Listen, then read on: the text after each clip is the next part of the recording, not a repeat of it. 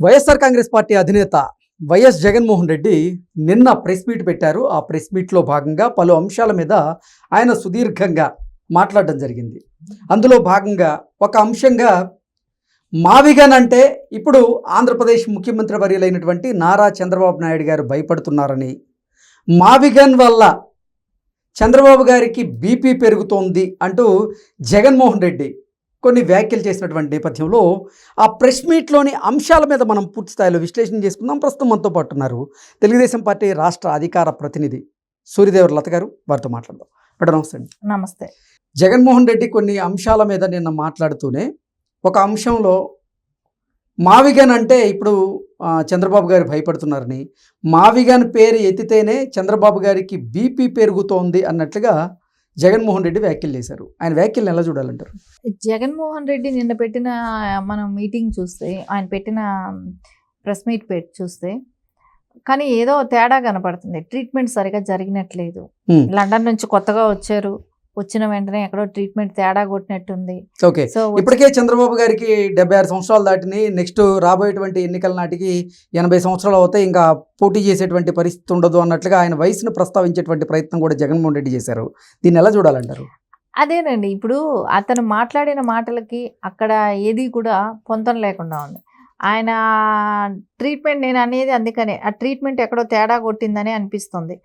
ఎందుకంటే ఆయన నిన్న మాట్లాడిన మాటలు చూడండి, అంటే తాతను గురించి, తండ్రిని గురించి, ఇంకా చిన్నాన్న గురించి చాలా బాధపడ్డాడు.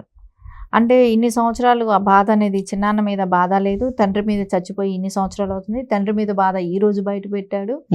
అంటే అవసరాని కోసం ఎవరైనా వాడుతాడు. ఇంకా వేరే ఇంకొక అడుగు ముందుకే, నా తాతను చంపింది టీడీపీ నేతలే, నా తండ్రి చావు మీద ఇప్పటికీ నాకు అనుమానాలు ఉన్నాయి, టీడీపీ ప్రభుత్వ హయాంలోనే మా బాబాయ్ హత్య జరిగింది అంటూ, అంటే గొడ్డల పార్టీ ఎవరిది, అలాగే గన్ కల్చర్ ఎవరిది అంటూ కూడా జగన్మోహన్ రెడ్డి ప్రశ్నించేటువంటి ప్రయత్నం చేశారు. ఇంతకీ గొడ్డల పార్టీ ఎవరిది అంటారు? జగన్మోహన్ రెడ్డిది. ఆలోచించాల్సిన అవసరం లేదు. ఖచ్చితంగా గొడ్డల పార్టీ అదే అనేది మేము చెప్పాల్సిన అవసరం లేదు, మేము టీడీపీ వాళ్ళు చెప్పాల్సిన అవసరం లేదు. షర్మిల గారు చెప్తున్నారు, సునీత గారు చెప్తున్నారు, వాళ్ళే చెప్తున్నారు కదా. నువ్వు వాళ్ళను చూద్దాం, వాళ్ళని మాట్లాడండి, వాళ్ళతో చెప్పండి. మా చిన్నాన్నని, అసలు సునీతని పక్కన పెట్టుకొని మా చిన్నాన్నని చంపింది ఎవరు అని అడిగితే తనే చెప్తుంది. అంతే కదా, మీ ఇద్దరు కూర్చొని మాట్లాడండి, మీడియాని పిలిపించుకోండి, అప్పుడు చెప్తారు సమాధానం. మీరా మాట్లాడేది? ఇంకొకటి, ఇంకో అడుగు ముందుకేసి బాబు గారి గురించి మాట్లాడటం. ఈయన పెద్ద చరిత్ర సృష్టించారు పరిపాలనలో. అంటే నిజమే అది. ఎందుకంటే పిచ్చోడి చేతిలో రాయి లాంటిదిగా తయారైంది 5 ఏళ్ళు. తుగ్లక్ పరిపాలన ఎలా ఉండేదో తెలియదు, కానీ ఆ తుగ్లక్ను మనం చూసేశారు ప్రజలు ఆంధ్రప్రదేశ్లో. సో ఓకే, ఇట్లాంటి తరుణంలో నిన్న మాట్లాడిన మాటలు ఎలా అనిపించాయంటే, అంటే నారా చంద్రబాబు నాయుడు గారిని హార్ట్ అటాక్ వచ్చేస్తుంది, బీపీ పెరిగిపోతుంది. ఆయన బీపీ షుగర్లు ఏమి పెద్ద అట్లా లేవు, కానీ నీకే బీపీలు పెరిగిపోయి చాలాసార్లు టీవీలు పగలగొట్టిన రోజులు చాలా ఉన్నాయి. సో నువ్వు ఎలాంటి బూతులు తిట్టించాలనే దానికి ట్రైనింగ్ ఇచ్చావు 5 ఏళ్ళు. అంటే నీ అధికారం ఉండింది కాబట్టి ఆ ట్రైనింగ్ తీసుకొని మాట్లాడిన వాళ్ళు కొడాలి నాని కావచ్చు, నేను వంశీ కావచ్చు, రోజా కావచ్చు, పేరు నాని కావచ్చు, అంబటి రాంబాబు కావచ్చు, వీళ్ళందరూ కూడా ఇష్టానుసారం మాట్లాడారు.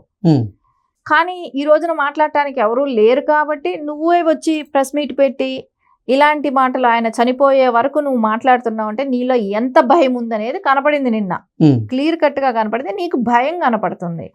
నేను నా జీవితంలో నెక్స్ట్ ఇంకెప్పుడు కూడా సీఎం అవ్వలేననే భయం నీలో ఎక్కువ అయిపోయింది. ఆ భయంతోనే నోటుకొచ్చినట్టు మాట్లాడుతున్నట్టు కనిపిస్తుంది. అంతేగాని అక్కడ నువ్వు ఒక పరిణితి చెందిన రాజకీయ నాయకుడిగా ఒక రాష్ట్ర అభివృద్ధి కోసం మాట్లాడుతున్నట్టయితే అనిపించట్లేదు ఎవరికి. నేను హత్యా రాజకీయాలకు పాల్పడేటువంటి నాయకుడినే అయితే మా తాతని హత్య చేసినటువంటి వారు ఈరోజు స్వేచ్ఛగా తిరగలరా? హత్యా రాజకీయాలుగా నేను ప్రోత్సహించను కాబట్టే వారు ఈరోజు స్వేచ్ఛగా తిరగగలుగుతున్నారు, హ్యాపీగా ఉండగలుగుతున్నారు అంటూ జగన్మోహన్ రెడ్డి మాట్లాడుతున్నారు. దీన్ని ఎలా చూడాలంటారు? అంటే వాళ్ళ తాత ఏమి ఒక గాంధీ మహాత్ముడు, జవహర్లాల్ నెహ్రూను, ఇంకొకళ్ళు సుభాష్ చంద్రబోస్ కాదండి. అతను ఫ్యాక్షనిస్ట్.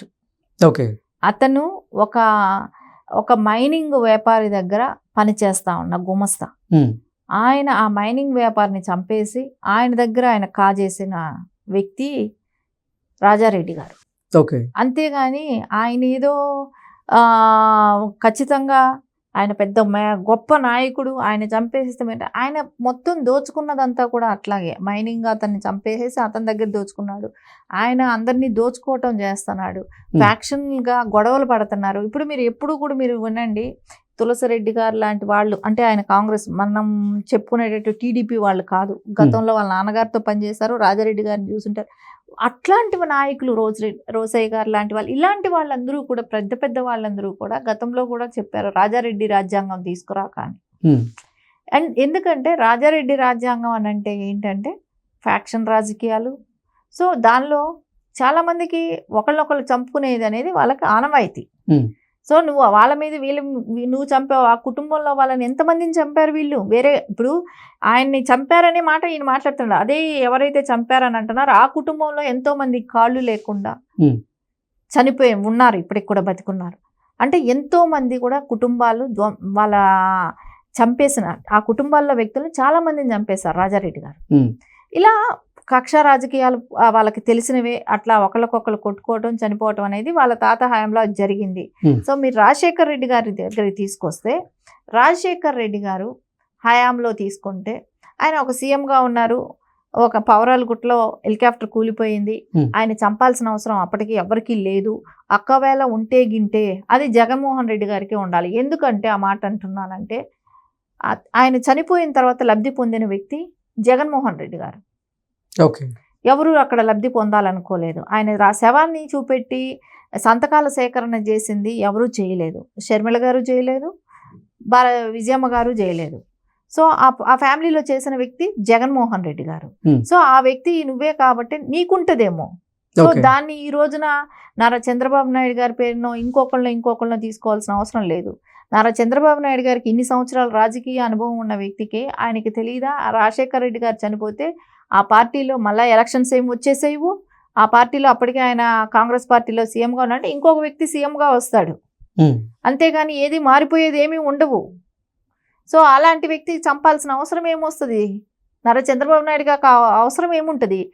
చనిపోయిన ప్లేస్ పావురాలగుట్టకి రాజశేఖర్ రెడ్డి గారిని చూడటానికి వెళ్లకుండా నువ్వు ఇంట్లో కూర్చుని సంతకాలు సేకరించావు కదా, తండ్రి శవం దగ్గరకు కూడా వెళ్లకుండా, అంటే ఆ అవసరం నీకే ఉంది.